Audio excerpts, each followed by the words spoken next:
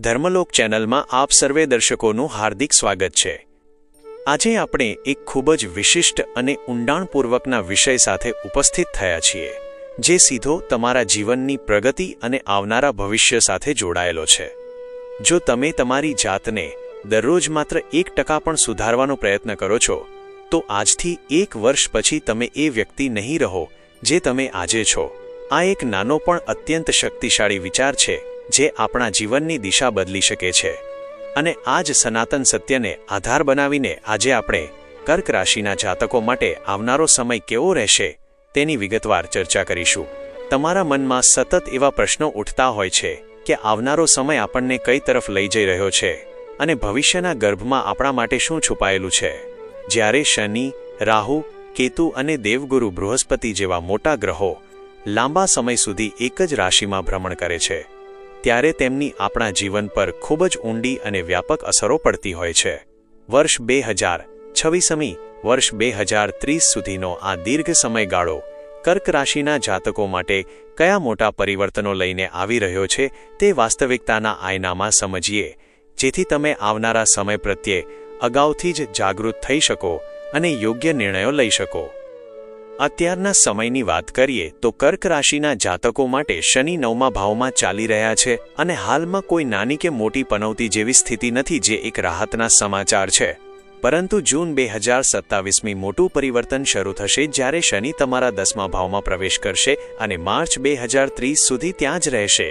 પૂરા 30 વર્ષ પછી કર્મનો કારક ગ્રહ શનિ તમારા કર્મસ્થાનમાં આવી રહ્યો છે, જેનો સીધો અર્થ એ થાય છે કે હવે આળસ છોડીને જવાબદારીઓ ઉપાડવાનો સમય આવી ગયો છે।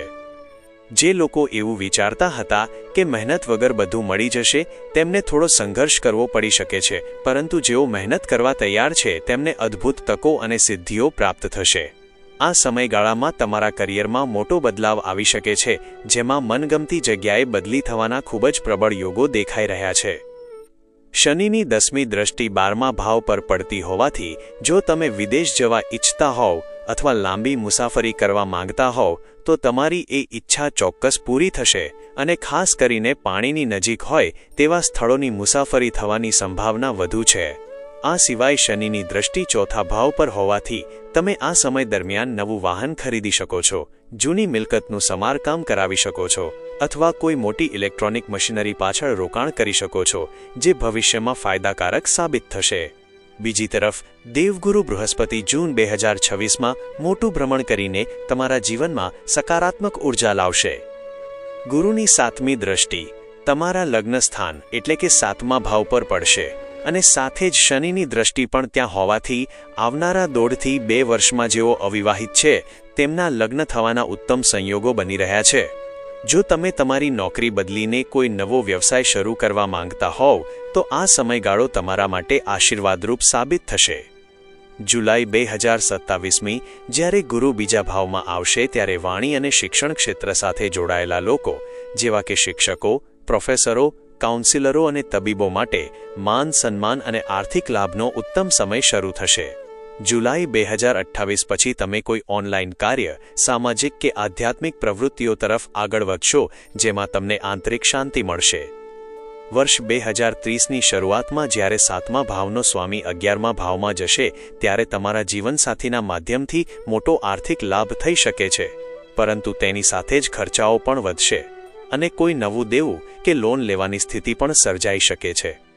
લાગણીઓ અને સંબંધોની વાત કરીએ તો કર્ક રાશિ એ જળ તત્વની રાશિ છે અને તેનો સ્વામી ચંદ્ર પણ જળ તત્વનો ગ્રહ હોવાથી તમારો સ્વભાવ ખૂબ જ સંવેદનશીલ અને મૂડી હોય છે। તમારું મન ક્યારેય એક જગ્યાએ સ્થિર નથી રહેતું અને ઘણીવાર તમે વગર કારણે શંકા, કુશંકાઓ અને નકારાત્મક વિચારો ઘડી કાઢો છો, જે સંબંધોમાં તણાવ પેદા કરે છે।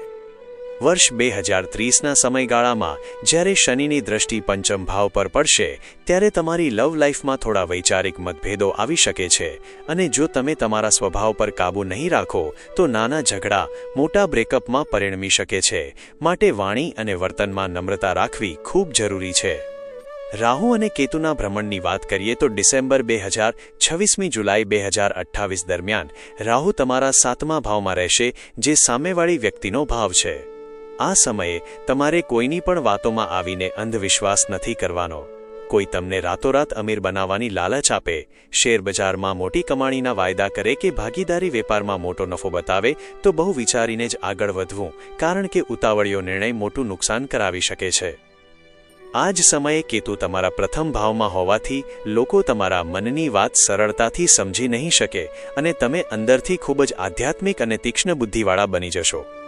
આ બધી પરિસ્થિતિઓ વચ્ચે તમારા માટે સૌથી સુવર્ણ સમય જુલાઈ 2028 શરૂ થશે, જ્યારે રાહુ તમારા છઠ્ઠા ભાવમાં પ્રવેશ કરશે.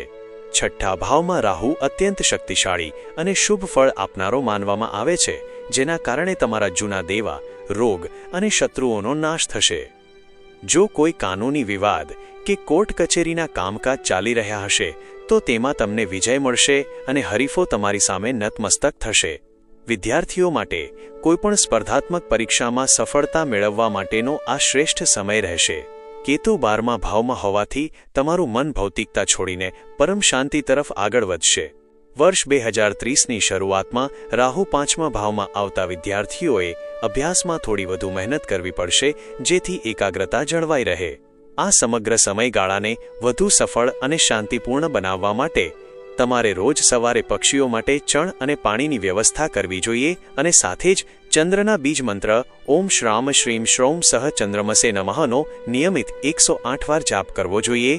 દરરોજ હનુમાન ચાલીસાના પાઠ કરવા અને તાંબાના લોટાથી ઉગતા સૂર્યનારાયણને ઓમ ઘૃણી સૂર્યાય નમઃ મંત્ર સાથે જળ અર્પણ કરવું તમારા જીવનના તમામ કષ્ટોને દૂર કરશે અને સકારાત્મક ઉર્જાનો સંચાર કરશે. જો તમને આ વિગતવાર અને વાસ્તવિક વિશ્લેષણ ગમ્યું હોય તો વિડીયોને લાઇક કરજો, તમારા મિત્રો અને પરિવારજનો સાથે શેર કરજો અને ભવિષ્યમાં પણ આવા જ જ્ઞાનવર્ધક વિડીયો મેળવવા માટે અમારી ચેનલ સાથે જોડાયેલા રહેજો. ધન્યવાદ અને હર હર મહાદેવ.